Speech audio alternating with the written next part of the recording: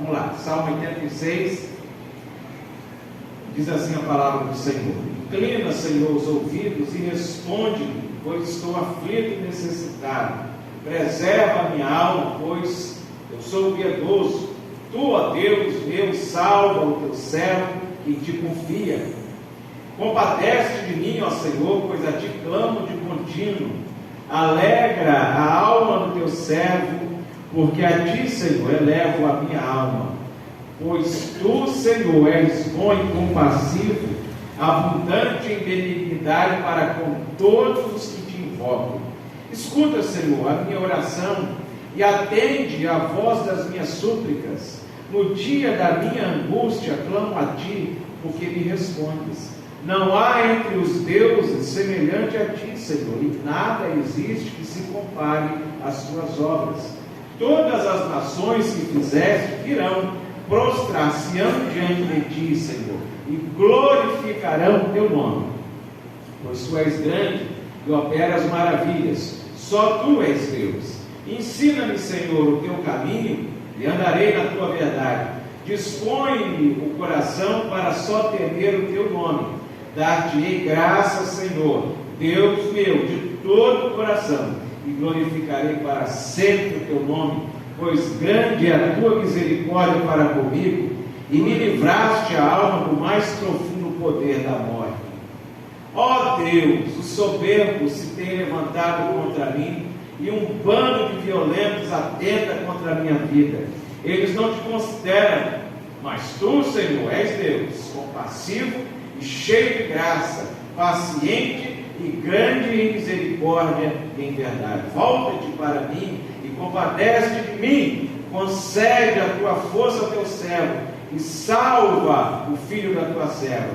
Mostra-me um sinal do teu favor para que o vejam e se envergonhem os que me aborrecem, pois tu, Senhor, me ajudas e me consolas. Amém? Amém.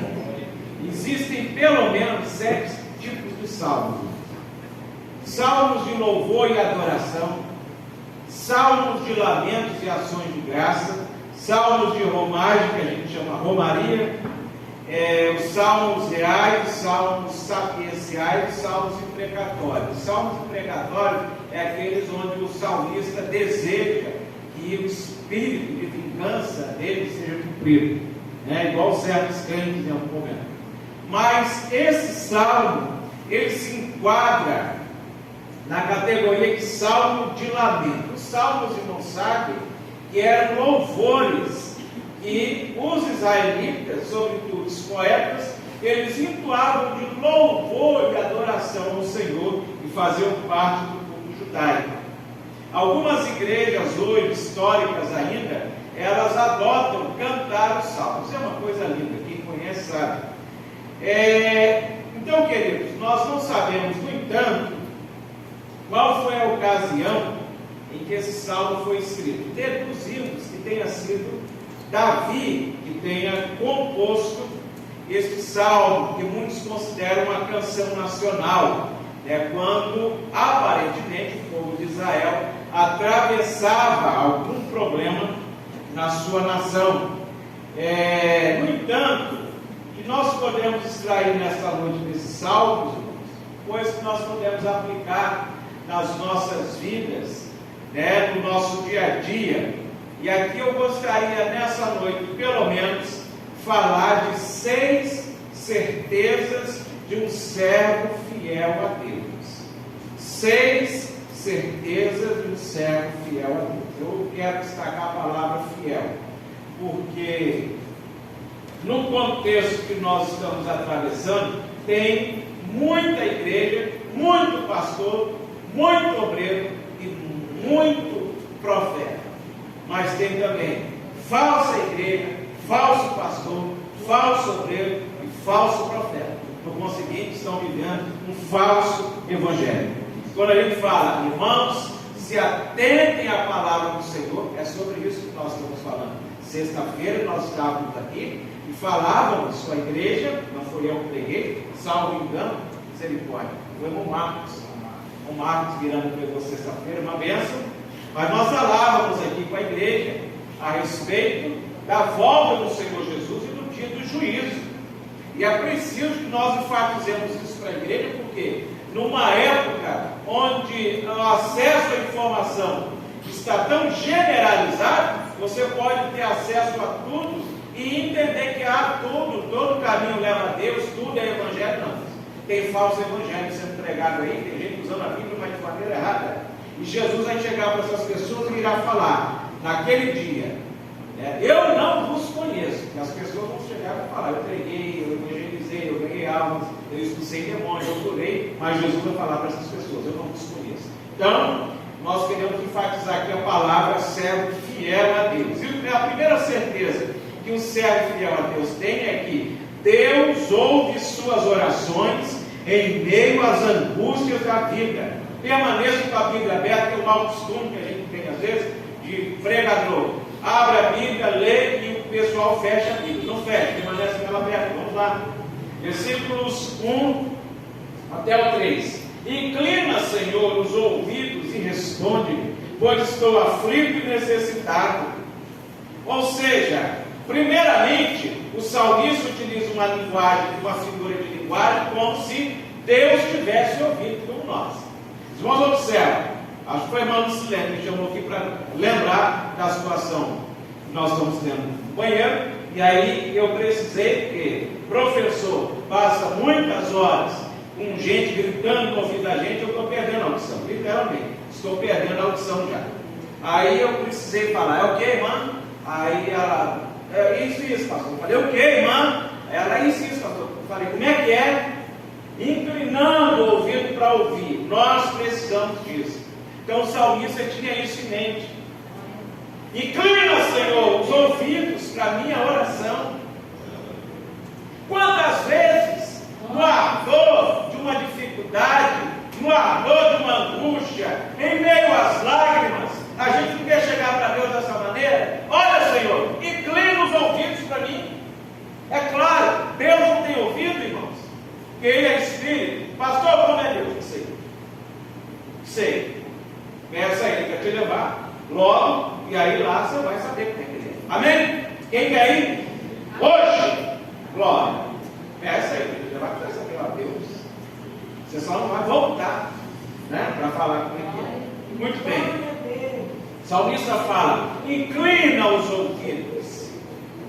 Ou seja, estou chegando diante do Senhor, ó Deus, estou me apresentando diante do Senhor, por favor, ouça-me. Mas aqui ele não está querendo só que Deus ouça a sua oração, mas ele quer que Deus entre com providência numa causa específica. E ele fala aqui no final do versículo 1, pois estou aflito e necessitado. O lugar do aflito e do necessitado é diante do Senhor. O lugar do aflito e do necessitado é na oração. Porque nós temos um péssimo mau costume. Eu falo isso que eu me enquadro às vezes. De só querer orar quando a coisa está ruim.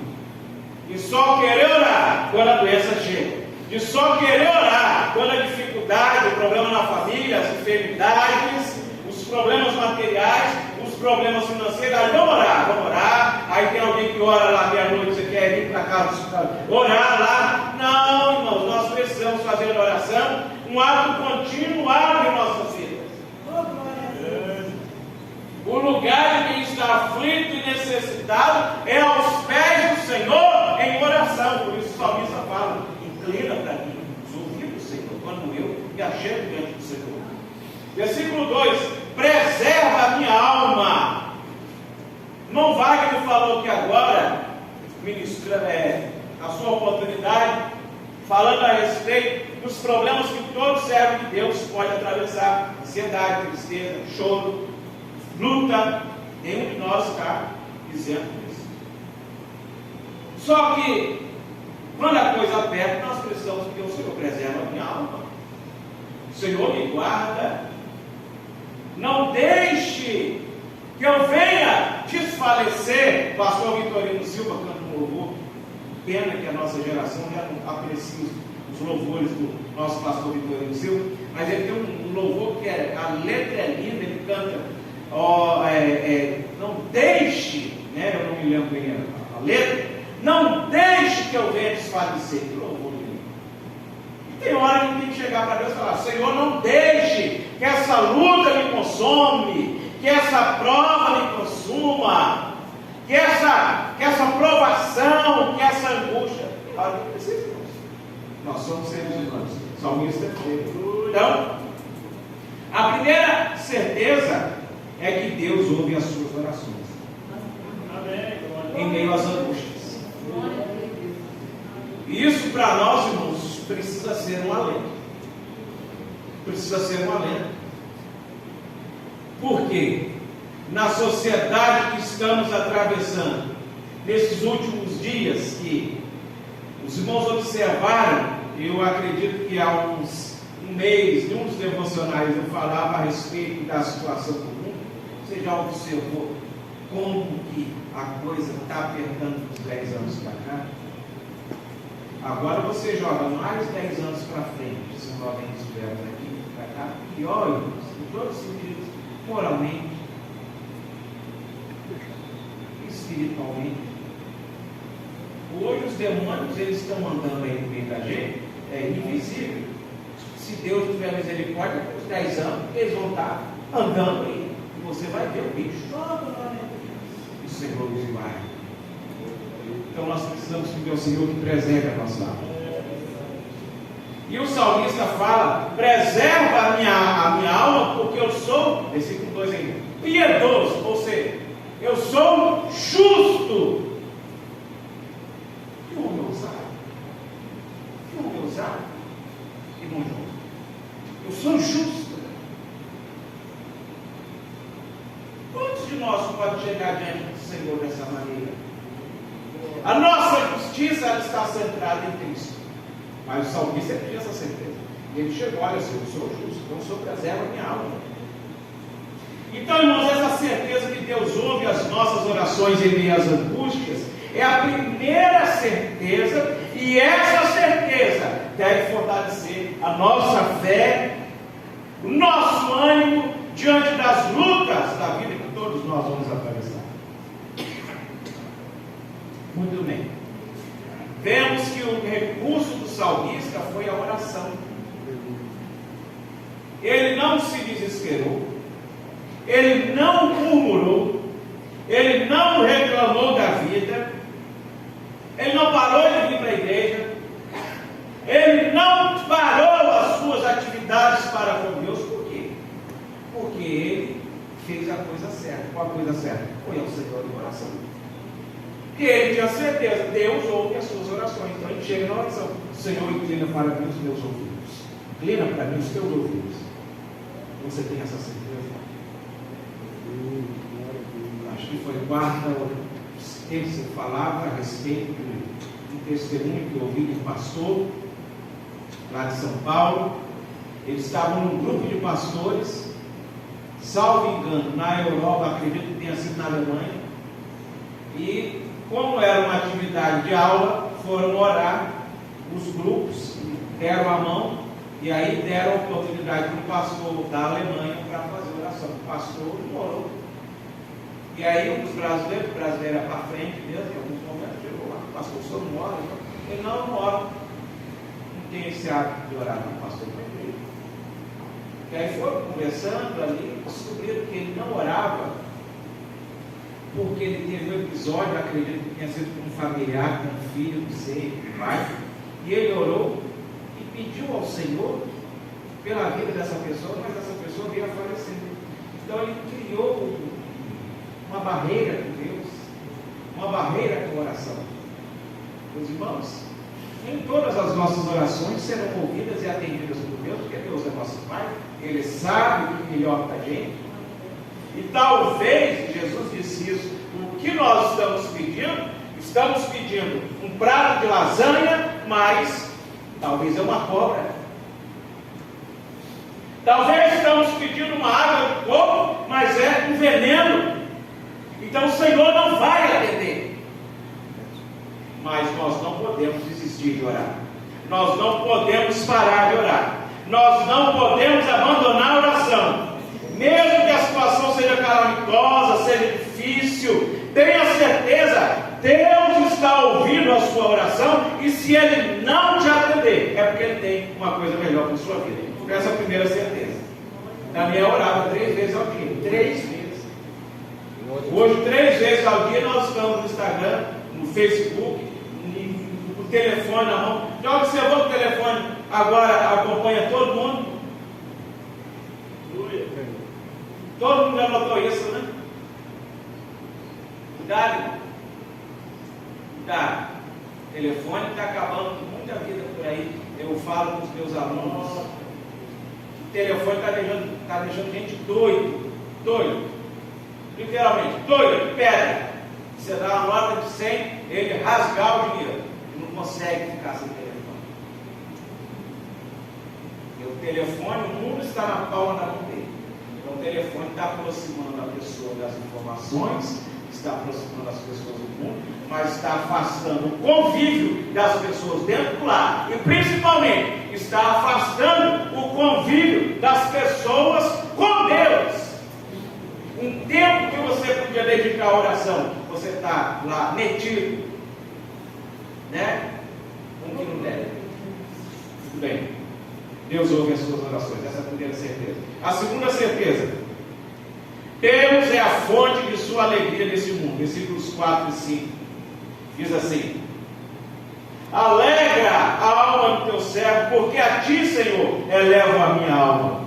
Pois tu, Senhor, és bom e compassivo, abundante em benignidade para com todos que te invocam.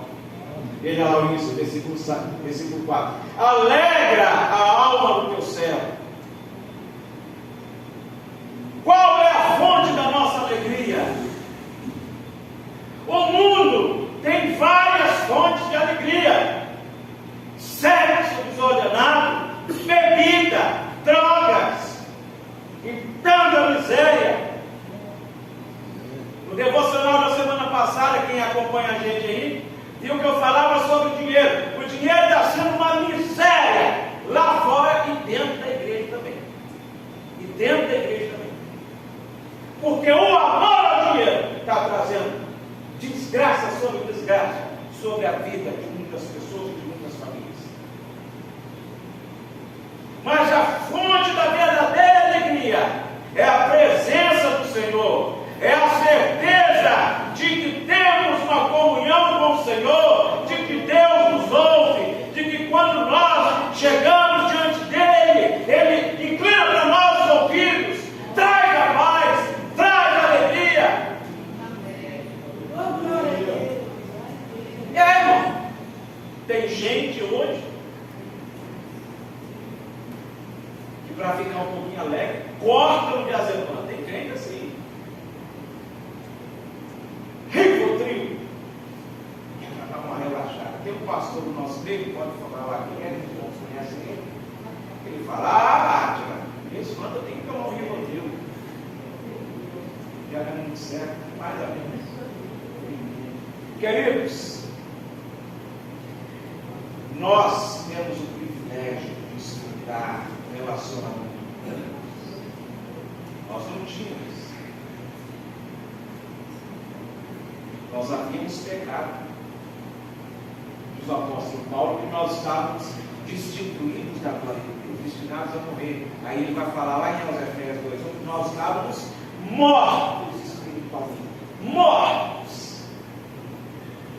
Na década de 80 e na década de 90, eu me converti no final da década de 90, mas a década de 80, por exemplo, foi uma febre nos cinemas, os filmes com zumbis, mortos-vivos. Com certeza um ou outro irmão deve ter sentido aí. A volta dos mortos-vivos, um ou outro vai lembrar. É febre. E nós estamos vendo isso aí hoje, na sociedade, nós estamos vendo, as pessoas estão mortas. As pessoas estão mortas em seus delitos e pecados. Essa era a minha situação, essa era a sua situação, antes de termos tido um encontro com o Senhor Jesus. Quando nós nos encontramos com o Senhor, Ele nos deu nova vida, Ele nos vivificou, Ele veio e consertou o nosso relacionamento com Deus. Diz o apóstolo Paulo em 2 Coríntios, capítulo 5, versículo 18, 19, que ele nos reconciliou novamente com Deus. Porque nós estávamos destinados a pertencer à terra. E hoje, irmãos, nós podemos desfrutar desse relacionamento com o Senhor. Como eu falei aqui, o uso de medicamentos, as pessoas não têm paz mais. Existem pessoas atormentadas por problemas emocionais, psiquiátricos, e com mania de perseguição. O Senhor nos livrou dessas coisas. É claro, tem gente que precisa de tratamento mesmo, mas o Senhor nos livrou. O Senhor trouxe paz sobre as nossas vidas. O Senhor trouxe uma nova vida para nós, uma vida de comunhão com o Senhor. Nosso Deus é bondoso. Nosso Deus é bondoso.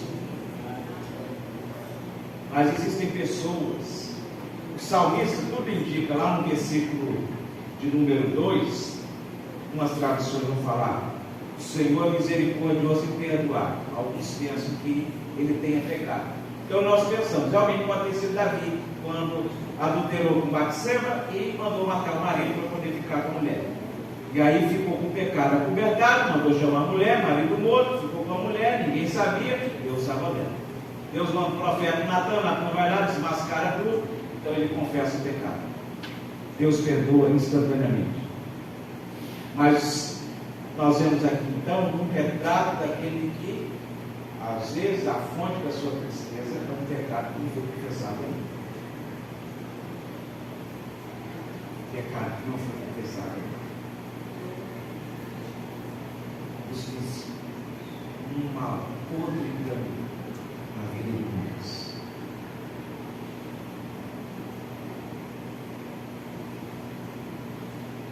Mas nessa noite eu quero falar com você que aquele que está em Cristo, uma nova criatura é. Eu peguei, pastor. Eu sei, Jesus sabe também que você pecou. Mas diz a palavra do Senhor em 1 João capítulo 1, versículo 7, que se andarmos na luz como Ele na luz está, temos comunhão uns com os outros. E o sangue de Jesus Cristo, seu Filho, nos purifica de todo pecado. Bendito seja o nome do Senhor. O diabo fica ali, quer a função dele, trabalha muito bem, inclusive, acusando. O que é que ele foi fazer no meio dos filhos de Deus? Cuidado, irmão, o diabo vai estar no meio da igreja, ele entra. Pastor, você está falando? Não, eu estou falando. Lá, diante do Senhor, ele se infiltrou no meio do povo de Deus. Deus achou ele e falou: o que você está fazendo aqui? Estou passeando a terra e rodeando. O que ele foi fazer lá? Acusar Jó. E ele pode acusar, ele pode tentar, mas maior que está com você que está no mundo. Nós temos um advogado, não fica se atormentando, vai aos pés da cruz, confesse seu pecado ao Senhor. Aos Romanos capítulo 8, versículo 1, portanto agora nenhuma condenação há para os que estão em Cristo Jesus, porque existem pessoas que não conseguem mais ser alegres, presos ao pecado, presos a uma situação do passado. Nessa noite eu quero convidar você a romper com esse passado, para que você possa desfrutar da verdadeira alegria que é estar na presença do Senhor, sem que nada lhe acuse, e tendo diante do Senhor a consciência tranquila. Provérbios capítulo 28, versículo 13 diz que aquele que confessa seus pecados e os deixa, alcança misericórdia. Glória! Quer ter a fonte da verdadeira alegria? Confesse seu pecado diante do Senhor, volte-se completamente para Deus. E essa é a segunda certeza que nós temos, que Deus é a fonte da nossa alegria. Amém ou não? Amém. Terceira certeza: Deus é o único Deus verdadeiro, digno de louvor e glória da humanidade. Versículos 8 ao 10. Você já deve ter ouvido falar por aí. Olha, há uma mentira antiga. Quem é o pai da mentira, irmãos? Ele é o pai da mentira. Então tem toda a mentira parte dele. Toda. Não, pastor, vou contar uma mentira aqui, que é para... Então você está fazendo, tá falando, diabo, vem cá, dá a mão, vamos andar junto. Vai ter muita gente fazendo isso. Está queimado, vai ter muita gente fazendo isso aí. Crente. O nome de obreiro, carregando o diabo, andando junto com ele. Porque está andando mentira. Porque tem gente que acha, como Valdeci, que o pecado é só adultério. Eu não sei que é outra mentira também. Adultério é pecado, falar dos outros é pecado, falar mal, fofocar é pecado, está tudo no mesmo patamar. Mentira, pecado também. Roubo, pecado. Matar os outros é pecado. Você fala mal do irmão, da irmã, você está à vontade que você tinha de matar ele. Aí você não pode, você mete a língua. Aí está achando diante do Senhor que está bonitão, que está bonitona, você toma jeito. Sabe?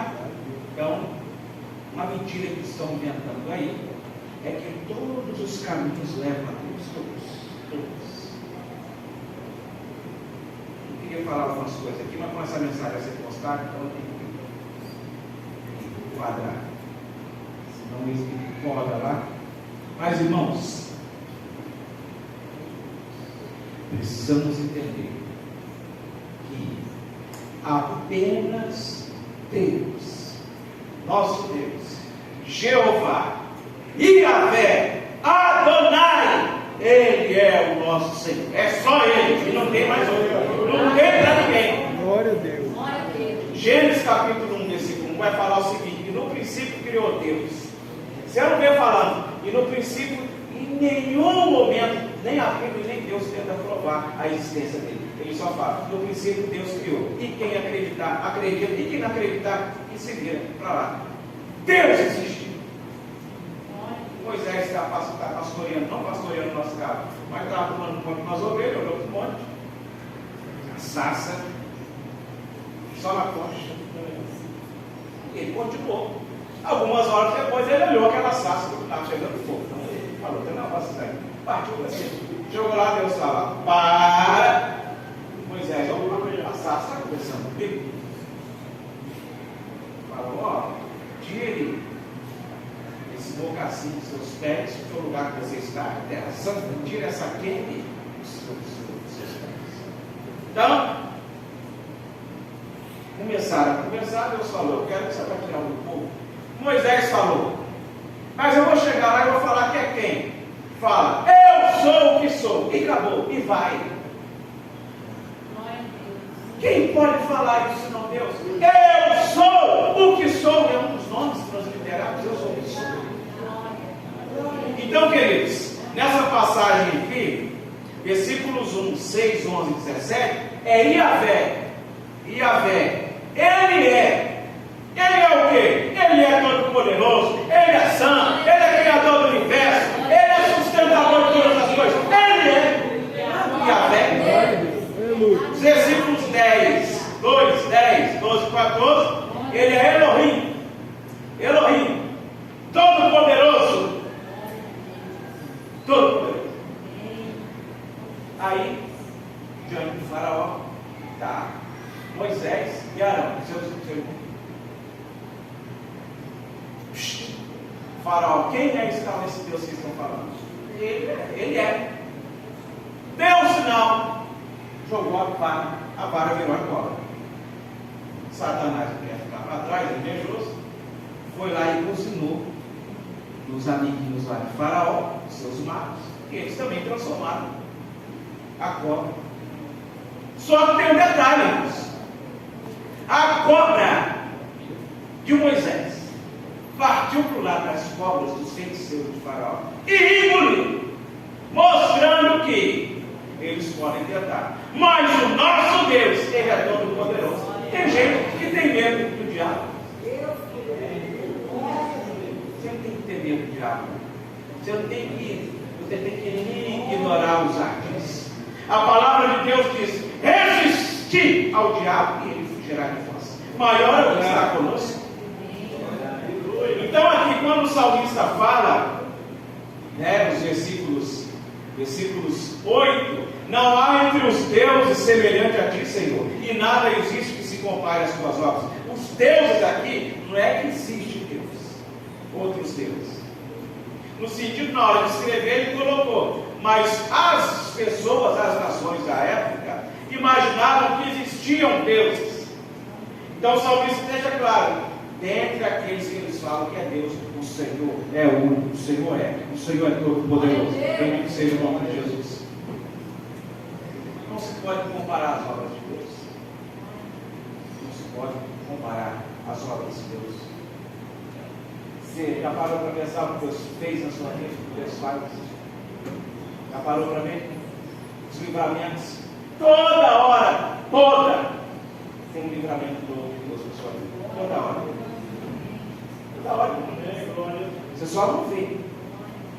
Você só não vê. Toda hora o Senhor está te guardando, está te protegendo. A palavra de Deus diz que os anjos do Senhor acampam ao redor do seu templo. E o quê? Mas tem outro versículo. Pedro fala que tem outro que está ao nosso derredor também. Quem é? Ele. Fazer igual aquele desenho que tinha. É ele. Ele quem? Mas o Senhor está conosco. Então, a terceira certeza que nós temos é que nosso Deus é o único Deus verdadeiro. Ele é o único que Ele é verdadeiro. E o salmista expressa isso. Esse, irmãos, Deus que criou o universo, dizem os cientistas, e agora a ciência está evoluindo mais, a nossa galáxia atual, Via Láctea, ela tem, salvo engano, para mais de 200 trilhões de estrelas e vários trilhões de quilômetros. Deus criou. Agora estão desconfiados que existem várias outras milhões de galáxias. Quem foi que criou? Deus! Esse Deus que você veio aqui adorar hoje, é Ele! Aquele que você se ajoelha na sua casa e busca, e canta, e ora. É esse Deus que criou o universo, que sustenta todas as coisas. O pastor está quente. O pastor está quente, né? Prepare. Né? Prepara o inferno, o sangue de Jesus tem poder. Mas se prepara, porque a previsão agora, já para as próximas semanas, tem aquele calor de semanas atrás, de acordo com o INPE, dezembro vai piorar. Eu, irmãos, pedi a ver. Um dia eu vim trabalhar, vindo do serviço, o sol estava tão quente que eu peguei o carro de Los Angeles, que é o ar que está funcionando, o ar não deu conta, chegou no meio da pista e eu falei, vou bater. Estava descansado. Aí tonteei, entrei no centro, depois eu fiquei buscar o estado na escola, eu parei o carro e fui andando. Falei, porque aqui, se eu passar mal, eu caio, alguém me socorre, eu não machuco ninguém. Agora você imagina se não está mais. Mas está tudo no controle do Senhor. Deus está vendo tudo está nos planos dele, o projeto dele, não tem nada fora do lugar. Mas esse Deus que sustenta todas as coisas, é o que cuida da sua vida. É o Deus que você adora, é o Deus que você serve, é o Deus que salvou você, é o Deus que perdoou você, é o Deus que ama você, é o Deus que ouve você, é o Deus que cuida de você. Não precisa de mim. É esse Deus. Amém ou não? Quarta certeza, que deve andar no caminho verdadeiro desse Deus. Versículo 11, olha aí. Ensina-me, Senhor, o teu caminho. Você quer aprender o caminho do Senhor? Não. Primeira coisa, o caminho dele é verdadeiro. Porque se não for verdadeiro, é falso, é mentira. E mentira é do outro lado. Então, o caminho de Deus é verdadeiro. Evangelho de João, capítulo 14, versículo 6, Jesus disse: eu sou o caminho, a verdade e a vida. Ninguém vem ao Pai senão por mim. Jesus é o caminho. Então nós temos que estar no caminho. A igreja dividiu nisso. Os primeiros dias da igreja, os primeiros dias da igreja, lá em Jerusalém ainda, eram chamadas aquelas reuniões, é o pessoal do caminho. Que caminho? Jesus disse no Evangelho de João capítulo 8, versículo 36, conhecereis a verdade, e a verdade vos libertará. Logo, irmãos, o cristão não pode viver na mentira, no engano. Você já imaginou? Ele deve andar na verdade? Essa verdade está expressa onde? Na Bíblia Sagrada. Você deve andar de acordo com ela. Não, mas o mundo está falando que tem um politicamente correto. Você não deve nada ao mundo.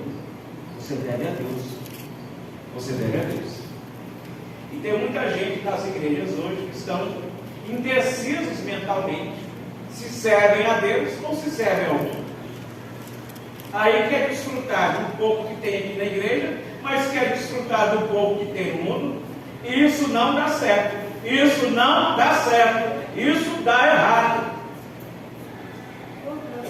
Você já deve ter ouvido aquela anedota de algum pregador por aí, que tinha um camarada em cima do muro. De um lado estava o diabo e do outro estava os crentes. Já ouviu isso aí?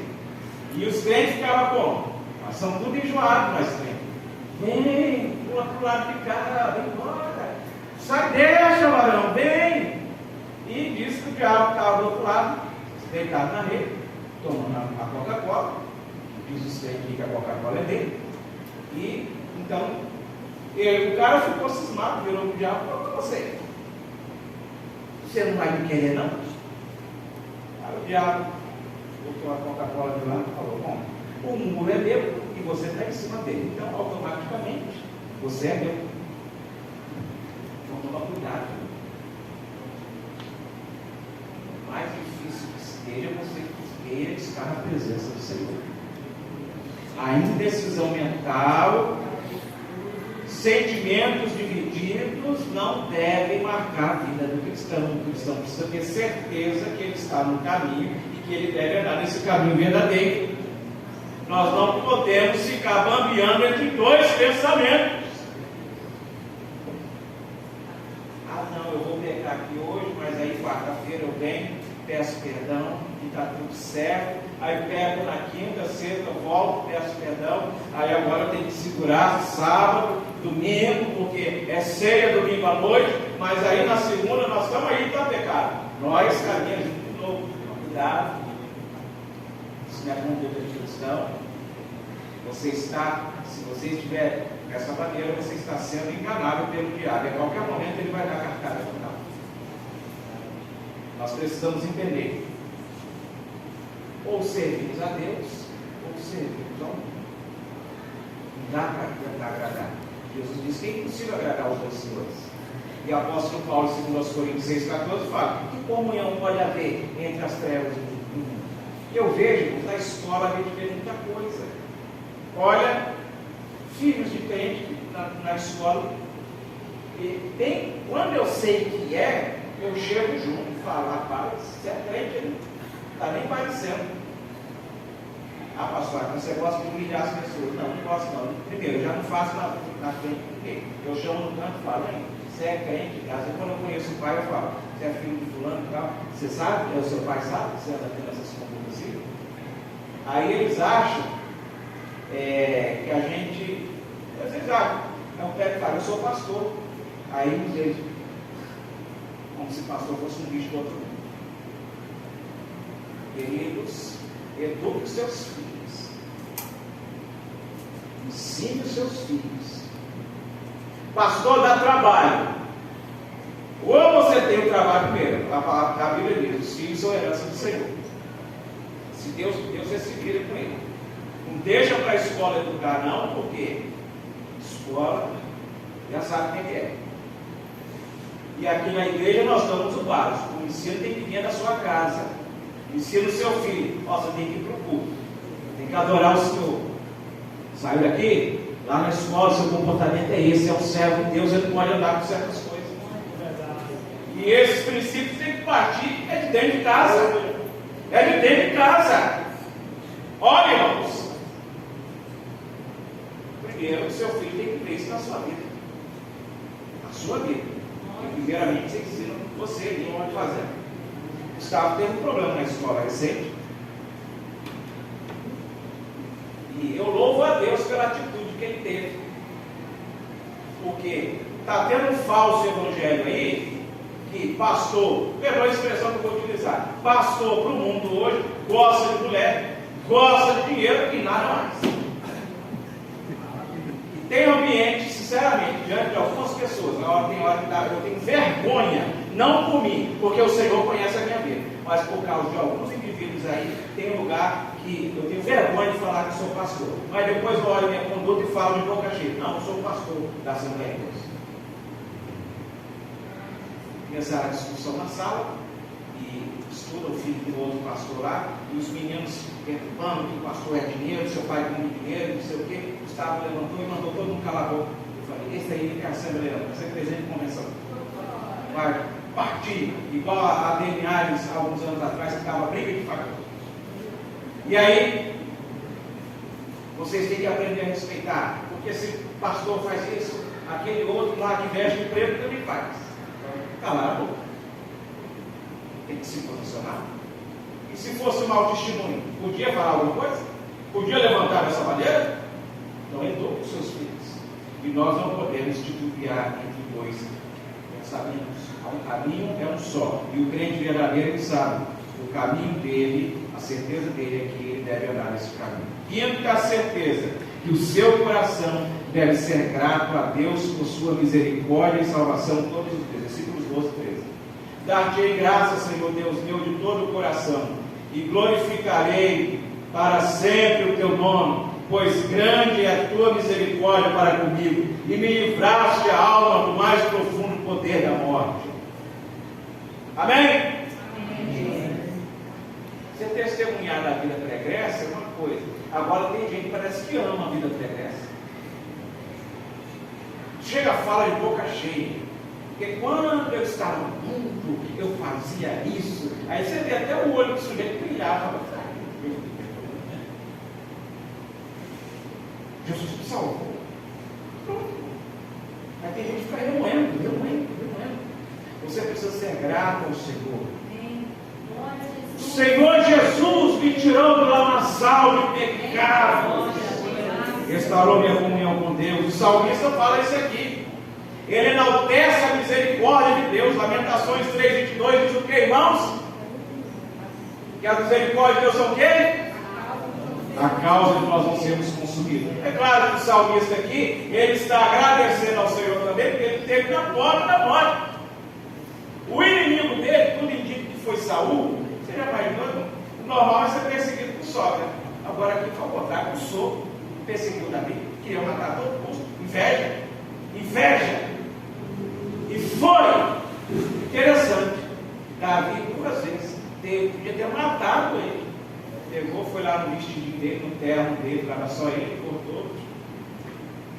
E depois que ele já estava lá no vale, ele gritou: rei, aqui, ó. Deus te entregou na minha mão, tá, seu bandido? Podia ter te matado. Aí o rei, meu filho, aí voltava. Daqui a pouco, estava com esse homem de novo. Isso nos ensina a você ser misericordioso com quem te persegue.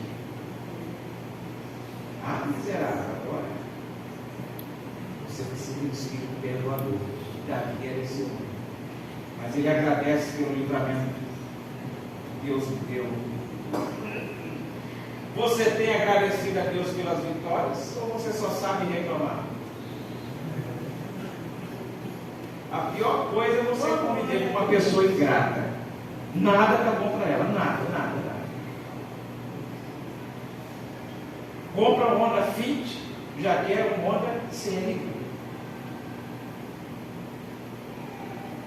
Compra uma bicicleta, já quer uma moto. Arruma um namorado mais ou menos, já quer um loirinho dos olhos verdes. Tem que aqui ele vem. Manda botar lente, né? Bota lente. Minha sobrinha chegou do Rio para olhar meu irmão, estava ali.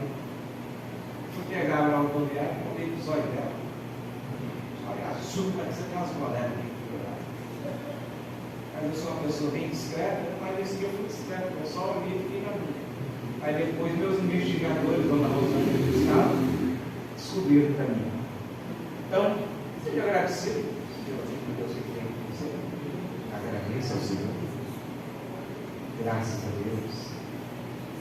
Hoje estava no restaurante agora à tarde, e parei e estava lembrando, meu Deus, o que Deus fez comigo? Estou falando comigo, com Rosângela.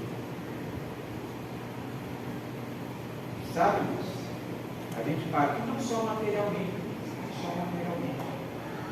todas as áreas.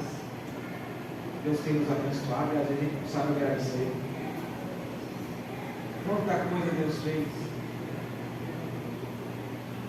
Deus tem feito. Então, agradeça, porque você tem certeza que o Senhor tem cuidado da sua vida. E a sexta e a última certeza nessa noite é que os ímpios se levantarão contra nós, mas Deus intervirá em nossa história ao nosso favor. Versículos 14 a 17. Ó Deus, os soberbos se têm levantado contra mim, e um bando de violentos atenta contra a minha vida. Eles não te consideram, mas tu, Senhor, és Deus compassivo e cheio de graça, paciente e grande misericórdia e verdade.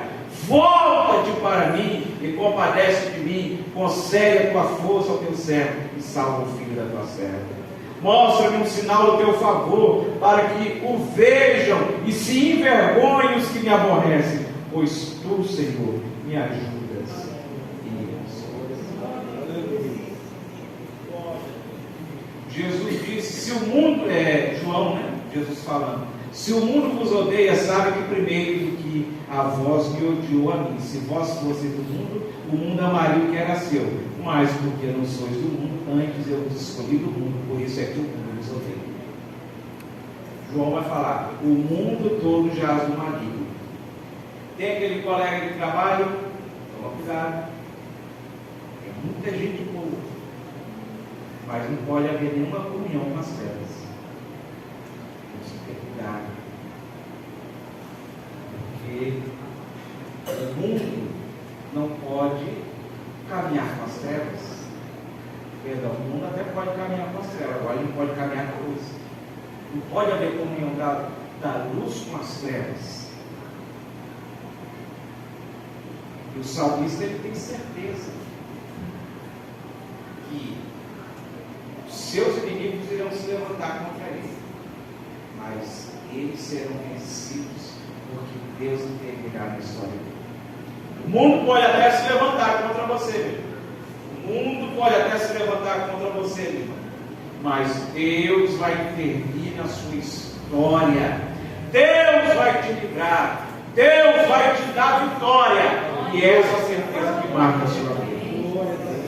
Então, meus queridos, nessa noite, no meio das angústias, das tristezas, das dificuldades, das privações, tenho sempre em mente essas 6 certezas. Primeiro, Deus ouve as suas orações em meio às angústias da vida.